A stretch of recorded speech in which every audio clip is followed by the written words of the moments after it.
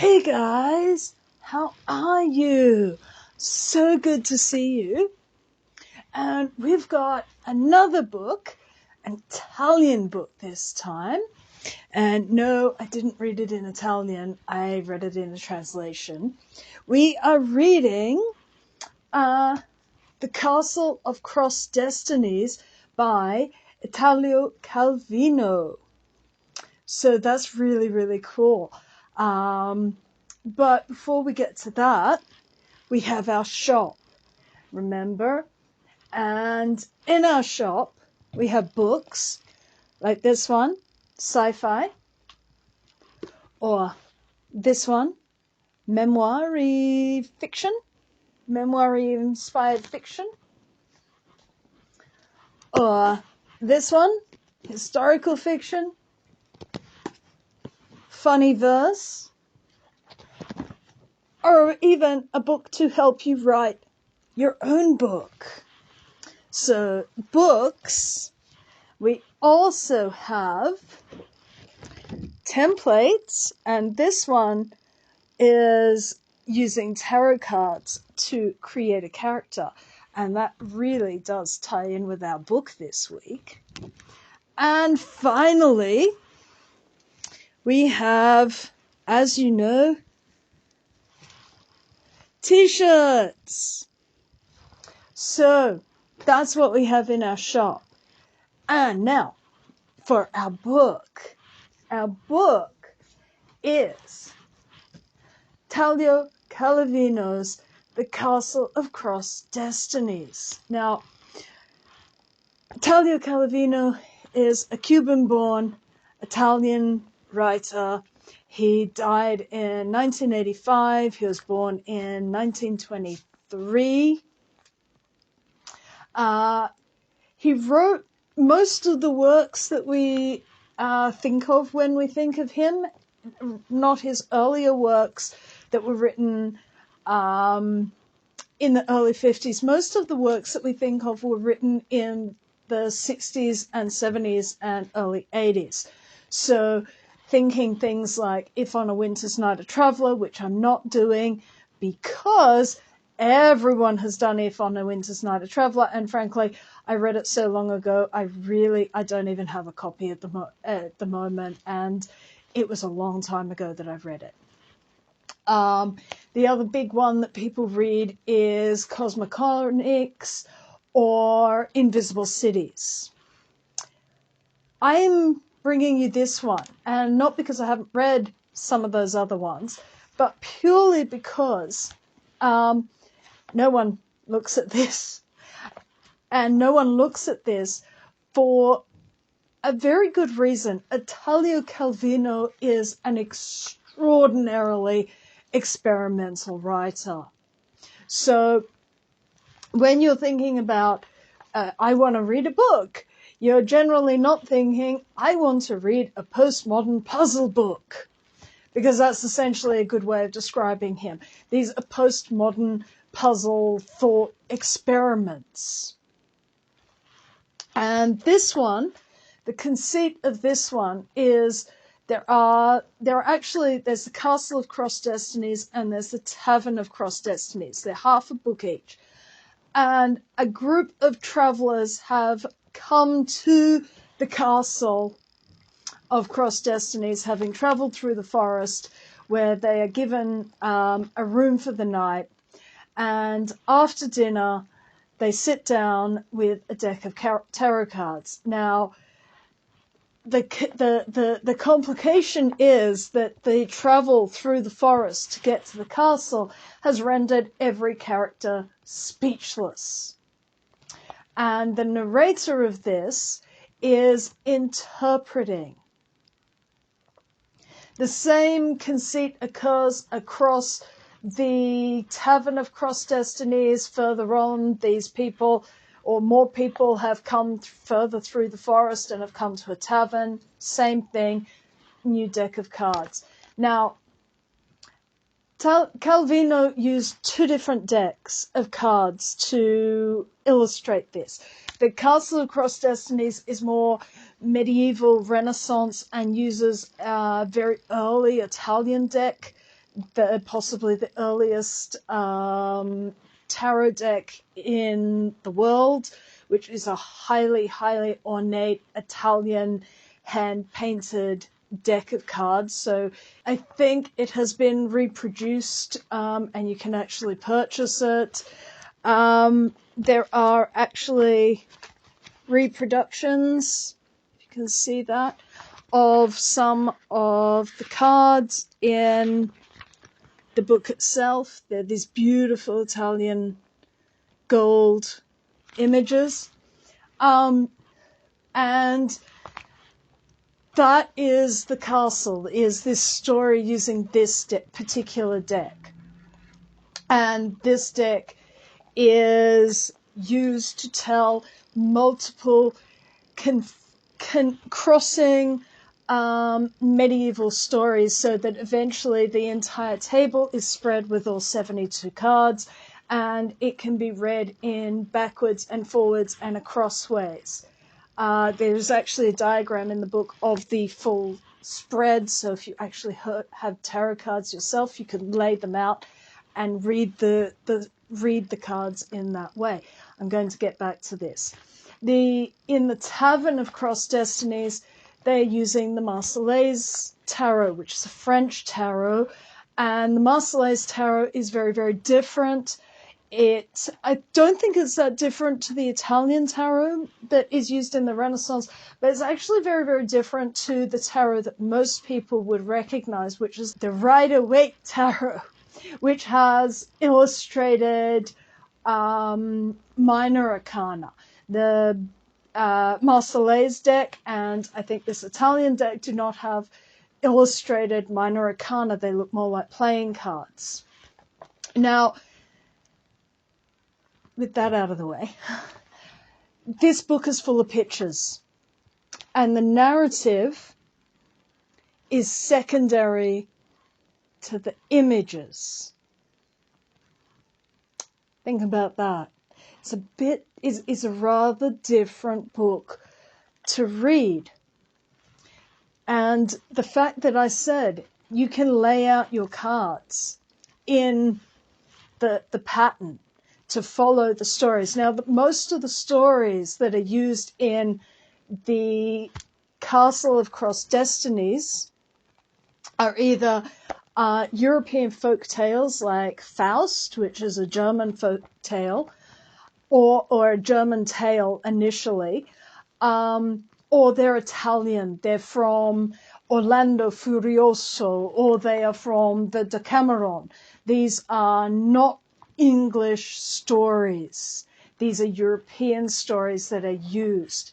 In the Tavern of Crossed Destinies, we do see some English stories coming through, but mostly we are looking at source material from other Italian works. So this is how this particular reader is interpreting the cards. The cards, however, are the main focus. So when I talk about this, for instance, wands in this book are interpreted as forests. Swords are interpreted as fighting.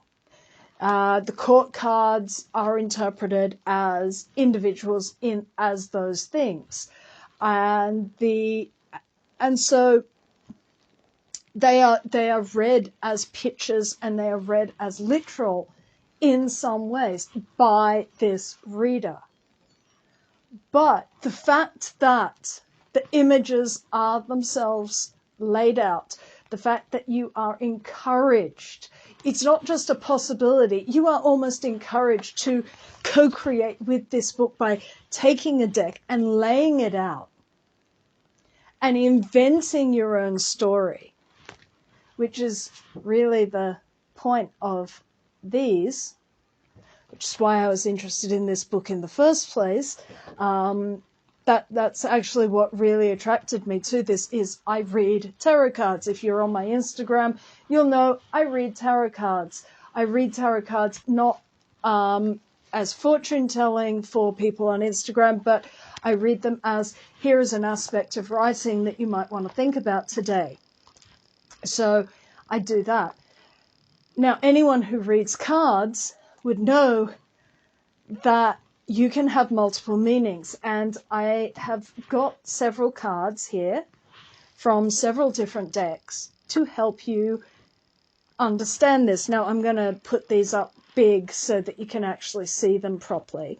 But these are all Hanged Man. So this one is from the Trifoni de Luna by Patrick Valenza.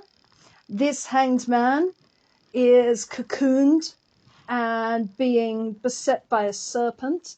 He's actually a little bit, with his tassels on his head, he makes you sort of think a little bit about Loki, with the serpent dripping in his eyes. This Hanged Man is from the Wild Unknown Tarot, and it's a bat. And that invites a different reading. Is the position of the Hanged Man one of, perhaps you're looking at the world from the wrong way up? Perhaps because it looks stupid like that. Perhaps you need to turn it up on its head, and the situation will resolve itself because it's righted itself. Perhaps being topsy-turvy is righting yourself.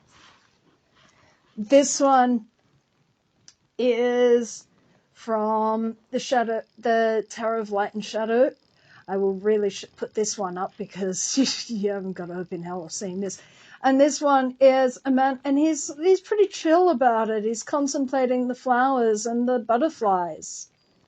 I wouldn't read this in the same way as either of the other two. It's like, maybe you need to slow down, smell the flowers, enjoy the butterflies. This one is really interesting. This is Tarot of the Abyss. I'll put this one up again. And this one doesn't give you the hanged one. You get the perspective of being upside down. Maybe look at it the other way round. Somewhat similar to the bat of the Wild Unknown, but different again.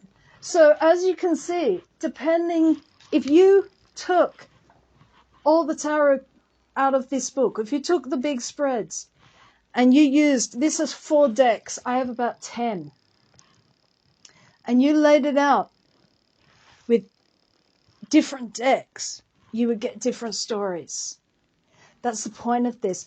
This book is fascinating because the text is like an artist, an art historian writing about a painting, but the painting, being silent and not worded, stubbornly refuses to approve or disapprove your interpretation. The stubborn silence of the individuals who've lost their voices, they have no control over how others interpret their text. It's a wonderful, wonderful metaphor for the death of the author, that the reader has this power over your text that you haven't got the power to absolutely say, you must read it in this way, which is like I think it's a great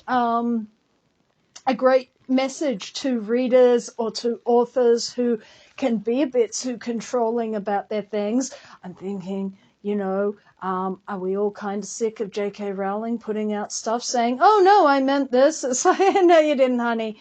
Stop trying to rewrite it. Or people being really objecting, like Tolkien used to object a lot to people reading metaphor into his, no, it's not metaphor, it's all, it's like, honey, let it go. Let it go.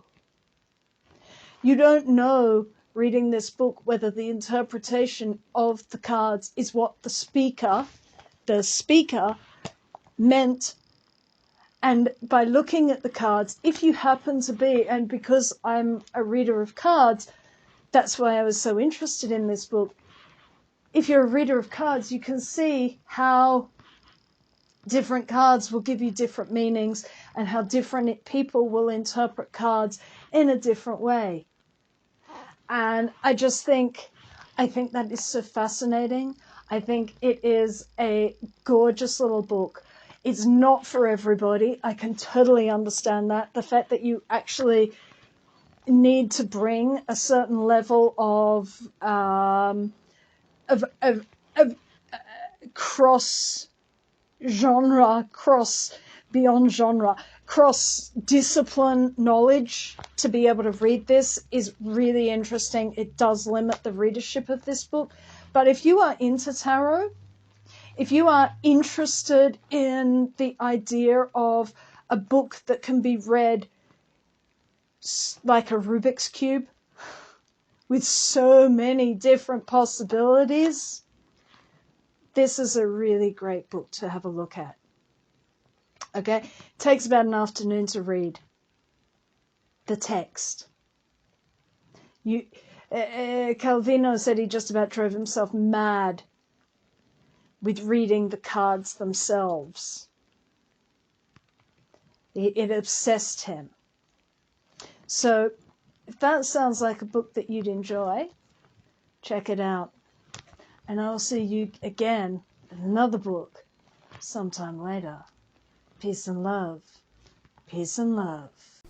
If you would like to support this channel, come across to the Black Cockie Press website, www.blackcockiepress.com.au, where you will find books and other writing services to help with your writing.